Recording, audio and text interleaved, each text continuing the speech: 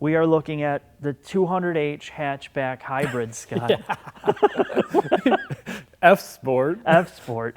So what you have here is put you to sleep silver metallic. I like this color. This color is amazing, but I'm so sick of silver cars. This is different, but it's on every freaking Lexus you see. Yeah, it's like the most common color. It's like this graphite-y gunmetal. It really looks amazing in this light.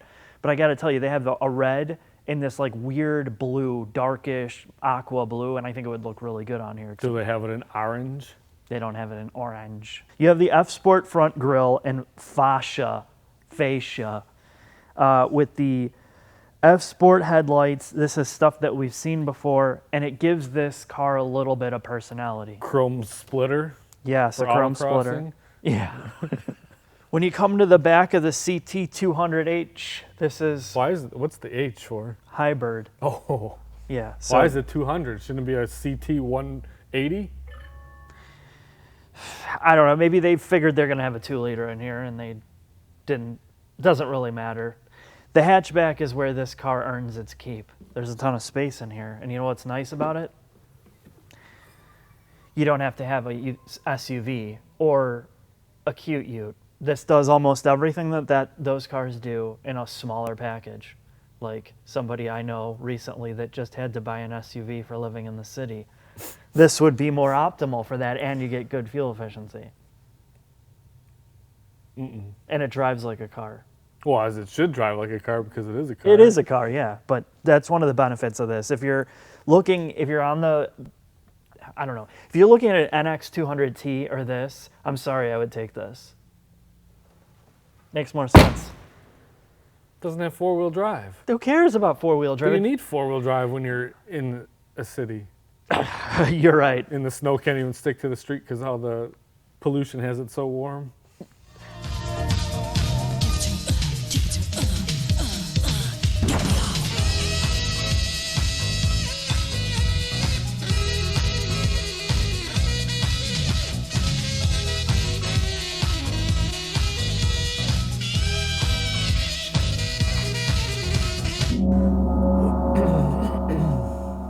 So now that we have the CT or the compact touring up in the air. 1.180H. Yes, the 1.8 liter. We have strut-based front suspension, virtually no use of aluminum. Except for the whole knuckle is aluminum. Yeah, which is, well, again, your eyes go right for knuckles. I don't know what it is with you, but you like them. Yeah, the entire knuckle and hub leading to the upright is all aluminum. So you do have that. There is some use of aero. This is a little bit older of a platform. Yeah. What are these called? There's a special name for those. I would like you to highlight them and point them out in the video once you research the proper name for those. I'm not going to use the proper name because I don't even know what the proper name is, and I'm not going to look it up. Let's just get that over with. Toyota's hybrid system is kind of the de facto in the world. They've pretty much started it, and they've evolved it to the point where it is completely stable, very reliable, and you would think that it's extremely complicated, but it's not. It uses 2 electric motors, MG1 and MG2. MG1 just acts as an alternator. It also acts as the starter. It gets the thing going and charges the high voltage system and the battery in the back. MG2 is the secondary motor, and it's what powers the car in hybrid, well, electric EV mode. And they can operate independently of each other, including also running the gasoline motor at the same time. And it sounds complicated, but I'm going to link a video to Weber Auto, which I'm starting to do more because they go into, well, the guy who runs it, the level of detail that he goes into, how it works, it's so stupidly simple when you see it just exploded apart. It's almost easy to recommend here. So I'm going to get in here, find this orange insulation. I'm going to put my special gloves on, my special shoes so I don't get killed. I'm going to cut a wire and act like if a mouse did it, and I want you to fix it if it's so simple. No, I'm talking about the mechanical aspect, not the electrical. Oh. but it all goes together. Without that, it ain't gonna work. Well, the electrical system, yes, it's more complicated. But the physical electric motors and the way that the gearing works on all that is surprisingly more simple than you would think to get all this working. And that's why it's so reliable. I jumped the gun. You jumped the gun. Well, if you wanted to disseminate the electrical system, be my guest. I just want to cut wires in the orange sheath. No, that orange sheath is dangerous. We can't have your life risked. Scott, you brought me to the middle of the car. Why? F-Sport aero treatments. No, those little fingernail-looking things are not why you brought me here. No, the catalytic converter Yes. looks pretty stout. It is stout, and this is a big assembly. It goes from there, you said, Up to the manifold. up to the manifold, which means one thing. It'll never go bad, so don't worry about it. No, it'll get stolen because this is probably worth more than my life is. Yeah, but I mean, there's a cat there, cat. Good luck getting up there. I guess you just reach up 4 bolts, cut the O2 sensor wires, be done. Yeah, except for the fact that this catalytic converter has a heat exchanger built into it. You have coolant lines Just running. cut the coat hoses too. No, you got to keep this thing cool. So yeah, okay, this is advanced emissions equipment here for sure. You don't typically see a heat exchanger built into the catalytic converter, but that's to get it up to temperature and all the fun stuff related with emissions technology today. Let's take a look at the back. Let's do that. So we made it to the back, Scott, and what you have in the back is double wishbone suspension. How do you feel about that? It looks like every other car on the road. No, it doesn't. This is a very compact double wishbone suspension in the back. It doesn't take up a lot of room, and I would take this any day over some torsion beam junk. Of course. But look at the sway bar links. That's a ride height sensor. Oh, it looks. It looks like a little mini sway bar link. That's probably all this car needs is that little nub there. But the big deal back here, Scott, is the thing that turns this from a regular mundane car into a sports car. Is this Lateral damper that they've installed to increase the rear end rigidity, which we saw on the NX200T, didn't we? Well, let's take a look under the hood.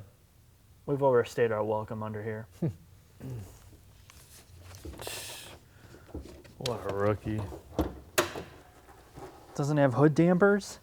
No, that's a weight. Seen a McLaren. Let's look at it. Lexus hybrid drive, Scott. 1.8 liters of pure power. You know what it's connected to? An eCVT. Oh. Yes, an eCVT. So you have a continuously variable transmission. You have a motor that is extremely efficient that can cycle on and off depending on speed, and it is completely powered sometimes by electric motors. Ooh. And where does it get all this power from, Scott? From the antenna that No. I can't see what I was gonna say. You mean like a streetcar? Yeah, there No. you go. No, it does not get powered like a streetcar. It has a battery pack in the rear. Oof. And that battery pack is nickel metal hydride. Do you have to plug that in USB-C too? No, that does not require Lightning or USB-C or micro USB or mini USB or serial or parallel USB 2, 3. Oh, it takes the iPod, Yeah, right. Apple connector. Yeah, the Apple connector, whatever that was. Sorry, I didn't mean to leave out Apple people. So here's the thing about the hybrid system on this car. While it works extremely well and it is extremely reliable, there is a negative aspect of this, which we've talked about in the past. What's that? You have two drivetrains. You have a traditional gasoline-powered motor here, and you have an electric motor and battery pack. So people talk about being green, being more environmentally aware. And the reality is here is this, in terms of a production vehicle, is not any more environmentally aware as a standard 4-cylinder engine because you're adding a battery pack, you're adding electric motors, and you still have a gasoline-powered motor. Now what you're getting is better fuel economy, and that's the trade-off. But with a nickel metal hydride battery, the process to generate and create those batteries is very, very wasteful and pretty nasty to the environment. For mining for nickel, and the smelting process is really bad compared to how you mine lithium, lithium content in powder. That process is totally different. So if you're somebody that is totally environmental and you want to save fuel, you're going to do that, but you should also know some of the other details about what goes into this. And I like to talk about that because it's the reality of hybrid cars. Now, we're not in the world where you can afford a full electric. Full electric is not totally mainstreamed yet, so I get this, but you know, it's something to note.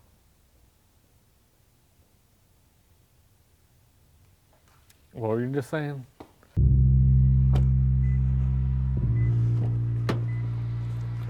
Yes.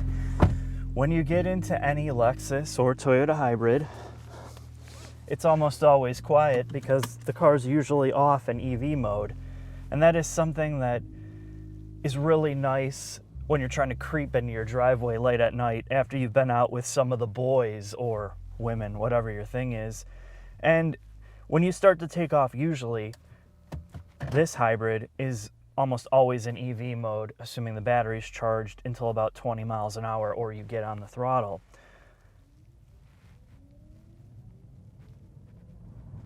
Now, people that are going to spend $41,000 or $42,000 for this car with the F-Sport, you're mostly getting the appearance package. You're getting a little bit of the fluff on the exterior. And this is an understated Lexus. It's not totally in your face. And again, it's going to appeal to those who want a hatchback, a luxury hatchback car with a little bit of flair, but mostly just great MPGs. Now, the F-Sport package, like most F-Sport packages, they retune the dampers, they retune the spring rates, and in this specific car, you can tell it's much firmer. I wouldn't say it's over dampened, but it might kind of startle you if you're coming out of, like, you know, a mid-sized car or a Prius, for example. They're more softly sprung. This gives you an element of sport, namely in the steering, namely in the ride quality, and it may be offensive to some others. I'm not quite sure. And I'm going to get this out of the way almost immediately with this car. And there are sport mode buttons for eco, normal, and sport, and it changes the color of the LED and the cluster here. And this car is not about any type of performance. It is very, very slow. So let's just take a look at how this thing gets off.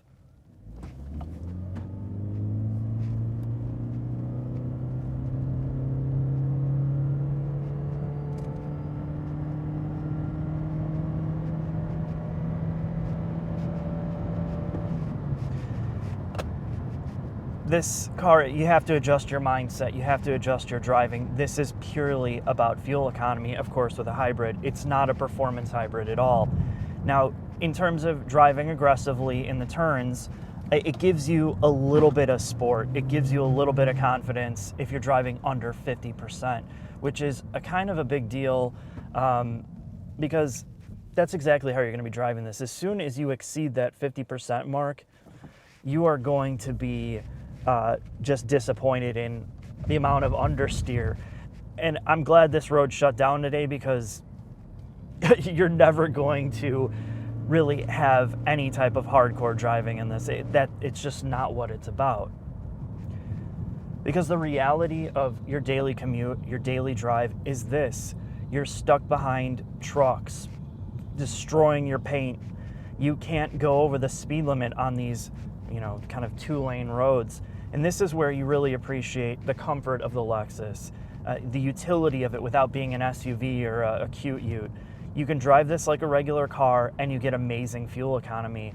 And that's one of the better parts about driving this vehicle for me, because I've been in so many of these cars that are straight up gas guzzlers. And if you're somebody that is eco-minded, seeing almost 50 miles per gallon on a daily grind is pretty impressive. I barely filled this car up once in a week, and that's pretty amazing for me.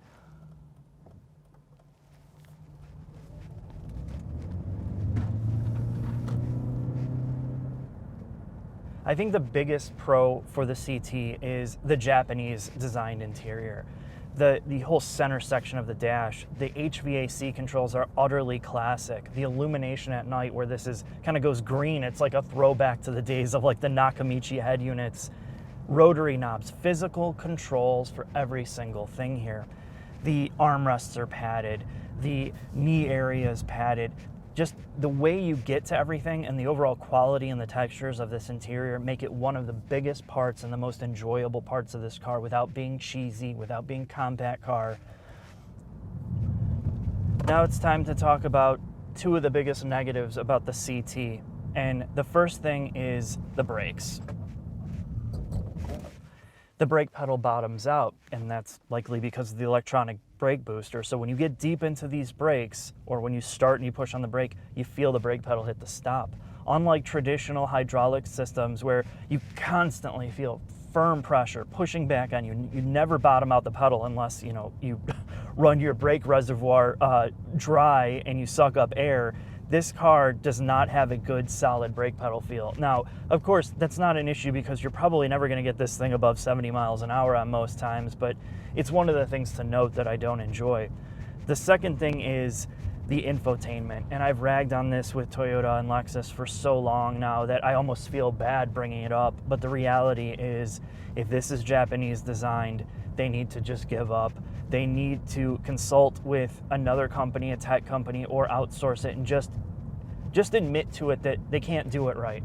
It is so clumsy, it is so slow, the graphical user interface is just really bad. They don't do this good, and all you have to do is get in pretty much every other competitor's car now and see how far they've fallen behind here.